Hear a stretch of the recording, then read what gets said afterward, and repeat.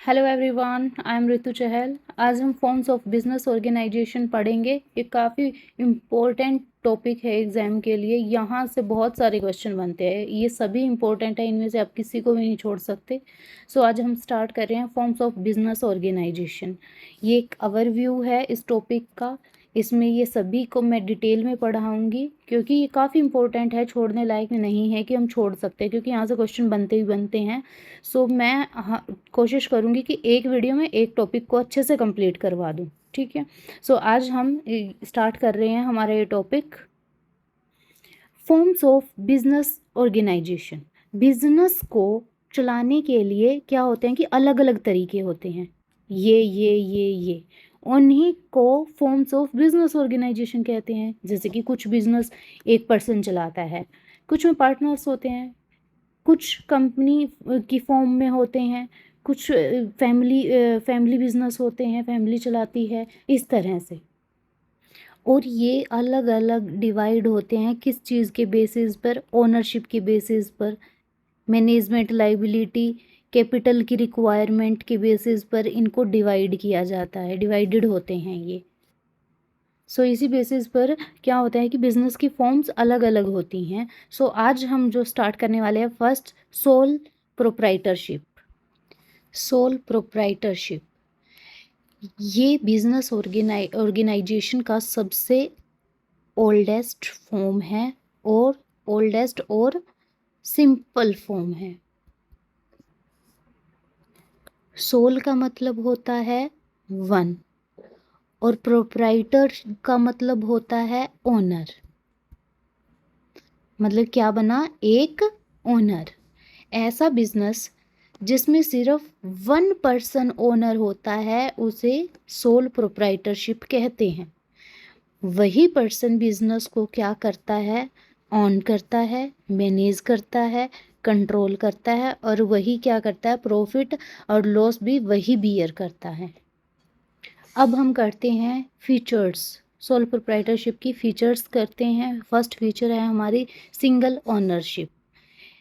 इस बिजनेस का मालिक कौन होता है? सिर्फ 1 पर्सन होता है। अभी मैंने बताया था 1 पर्सन होता है, तो वो 1 पर्सन ओनर होगा, वही मालिक होगा, तो डिसीजन भी कौन लेगा? वही लेगा, ठीक है।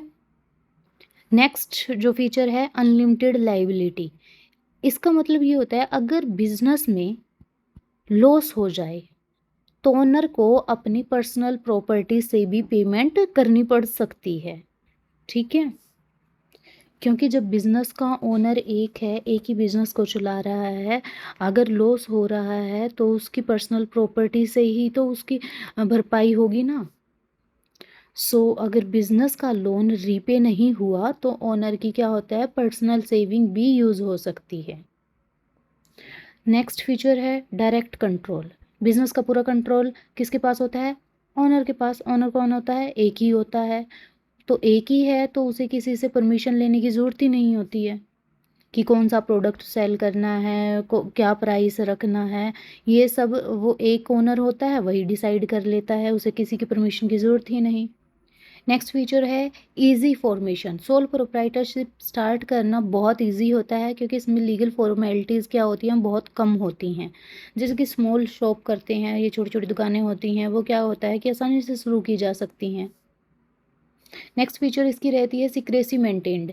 इसके अंदर सोल प्रोप्राइटरशिप के अंदर क्या है? सिक्रेसी मेंटेन बनी रहती है। बिजनेस की जो इन्फॉर्मेशन होती है ना, वो कॉन्फिडेंशियल रहती है, क्योंकि बिजनेस सिर्फ एक ही पर्सन हैंडल कर रहा है, वही जानता है, और कोई जानता ही नहीं है उसकी इन्फॉर्मेशन के बारे में, तो क्या है? गोपनीयता बनी रहती है। नेक्स्ट है no separate legal entity. Business और ओनर अलग नहीं माने जाते हैं।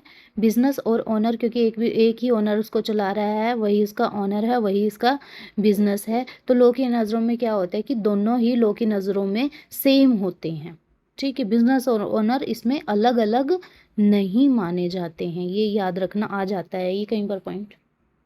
नेक्स्ट हमारी फीचर है लिमिटेड लाइबिलिटी। इस बिजनेस में कैपिटल कैसी होती है? कैपिटल लिमिटेड होती है, क्योंकि इसमें इन्वेस्ट कौन कर रहा है? एक पर्सन। चला कौन रहा है? ओनर कौन है? एक पर्सन। क्योंकि इन्वेस्टमेंट सिर्फ 1 पर्सन करता है, इसलिए क्या है? लार्ज स्केल बिजनेस करना इनके लिए क्या होता है? डिफिकल्ट होता है, क्योंकि वो इतनी ज़्यादा इन्वेस्टमेंट अकेला पर्सन लगा नहीं सकता। नेक्स्ट फीचर है लैक ऑफ कॉन्टिन्यूटी।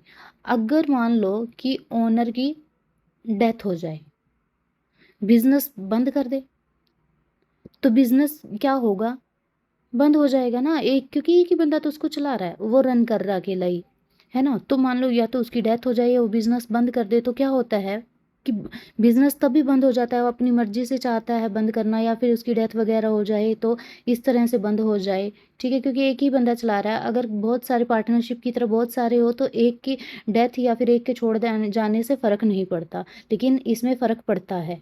सो क्या है, लैक ऑफ कंटिन्यूटी। सो अब हम करेंगे इसकी मेरिट एडवांटेजेस। फर्स्ट है इजी टू स्टार्ट। बिजनेस जल्दी और कम कॉस्ट में शुरू हो जाता है। क्या होता है, आसानी से हो जाता है, लीगल फॉर्मेलिटीज़ नहीं करनी होती, और इसमें कॉस्ट भी क्या है, कम कॉस्ट पर भी ये शुरू किया जा सकता है, ठीक है। नेक्स्ट है फुल कंट्रोल। ओनर को बिजनेस का पूरा कंट्रोल मिलता है, एक ही ओनर होता है, उसी को पूरा कंट्रोल मिलता है, डिसीजन मेकिंग वगैरह फास्ट होती है इसमें। नेक्स्ट है रिटेंशन ऑफ प्रॉफिट। पूरा प्रॉफिट किसको मिलता है, ओनर ही को ही मिलेगा, एक ही ओनर होता है, वही उसका हकदार होता है प्रॉफिट का। तो उसको अपना जो प्रॉफिट है वो किसी के साथ शेयर नहीं करना पड़ता। नेक्स्ट है फ्लेक्सिबिलिटी। बिजनेस ऑपरेशन आसानी से चेंज किए जा सकते हैं, क्योंकि एक ओनर होता है, वो जैसे चाहेगा वैसे कर लेगा। मार्केट कंडीशंस के अकॉर्डिंग वो जल्दी ही डिसीजन ले सकता है, ऐसा नहीं है कि उसे कंसल्ट करना है किसी के साथ, या फिर जो भी बिजनेस ऑपरेशंस हैं उनको चेंज करने में एक दूसरे की सलाह लेनी है, किसी से डिस्कशन करना है, नहीं। ये पूरी तरह फ्लेक्सिबल होता है, चेंज कर सकते हैं इजीली इसमें जो भी चाहे owner. Close relationship with customer. Owner क्या होता है, डायरेक्टली कस्टमर से डील करता है, डायरेक्टली, ठीक है ना, डायरेक्टली करता है। तो इससे क्या होता है, जो स्ट्रॉन्ग कस्टमर रिलेशनशिप बनता है। नेक्स्ट है secrecy of information. Business secret confidential रहता है, कॉम्पिटिटर को इन्फॉर्मेशन आसानी से नहीं मिलती, एक ही ओनर होता है, वही उसी तक बातें रहती है बिजनेस की। नेक्स्ट है लेस लीगल फॉर्मेलिटीज़। रजिस्ट्रेशन वगैरह, पेपर वगैरह की इसमें सोल प्रोप्राइटरशिप में कोई ज़रूरत होती नहीं है, इसलिए बिजनेस मैनेज करना क्या हो जाता है, काफ़ी ईजी हो जाता है। अब हम करते हैं डीमेरिट्स, लिमिटेशन। इसकी काफ़ी सारी डीमेरिट्स हैं, देखते हैं। फर्स्ट है अनलिमिटेड लाइबिलिटी। ओनर को पर्सनल लॉस भी बियर करना पड़ता है, तो एक तरह से ये डीमेरिट हुई कि नहीं हुई, क्योंकि अगर लॉस हो, प्रॉफिट हो रहा है तो भी वो खुद ही शेयर करेगा, खुद से ही, खुद पे ही रखेगा। लॉस हो रहा है तो वो भी बियर वो खुद ही करेगा। तो कई बार होता है कि काफ़ी लॉस हो जाता है, वो खुद को ही बियर करना पड़ता है, पार्टनरशिप की तरह नहीं कि मिल बांट कर सभी पार्टनर लॉस को बियर कर लें, ठीक है। एक डिमेरिट इसकी ये भी है, लिमिटेड लाइबिलिटी, क्योंकि कैपिटल कम होने का कारण बिजनेस एक्सपेंशन डिफ़िकल्ट होता है, ठीक है ना। इसमें क्या रहता है कि कैपिटल कम क्या होती है, कम होती है। कम क्यों होती है, क्योंकि इसमें एक ही ओनर होता है, वही इन्वेस्ट करता है। पार्टनरशिप की तरह बहुत सारे पार्टनर्स नहीं होते कि सभी अलग अलग अपनी इन्वेस्टमेंट कैपिटल लेकर आएंगे, इन्वेस्ट करेंगे अलग अलग, ऐसा नहीं इसमें होता है। नेक्स्ट है लिमिटेड मैनेजियल एबिलिटी। इसमें क्या होता है कि एक ही पर्सन सब वर्क हैंडल नहीं कर सकता, इसलिए इसमें मैनेजमेंट की क्या होती है, लिमिटेशन होती है। नेक्स्ट है लैक ऑफ कंटिन्यूटी। ओनर की डेथ या इंसॉल्वेंसी के बाद क्या हो जाता है, बिजनेस बंद हो जाता है, अभी मैंने पीछे बताया था ये। नेक्स्ट पॉइंट है लिमिटेड ग्रोथ। अभी मैंने बताया था एक ओनर होता है, वो एक ही कैपिटल लेकर आता है बिजनेस में, वही इन्वेस्ट करता है, एक ही बंदा इन्वेस्ट करता है। तो इसमें क्या होता है कि फाइनेंशियल लिमिटेशन है ना ये हमारी, तो फाइनेंशियल लिमिटेशन के कारण बिजनेस ज़्यादा ग्रो नहीं कर पाता है। नेक्स्ट है personal risk and burden.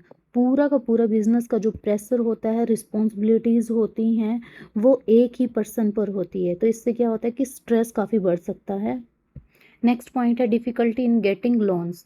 Business को बैंक से आसानी से क्या होता है कि लोन नहीं मिलता है, क्योंकि इस बिजनेस में सिर्फ एक ओनर होता है, तो एक ओनर कैपिटल, एक ओनर की ही कैपिटल होती है, तो वो कैपिटल क्या होती है, कम होती है, और बिजनेस का साइज भी क्या होता है, छोटा होता है, तो इसलिए बैंक को क्या होता है, रिस्क ज़्यादा लगता है।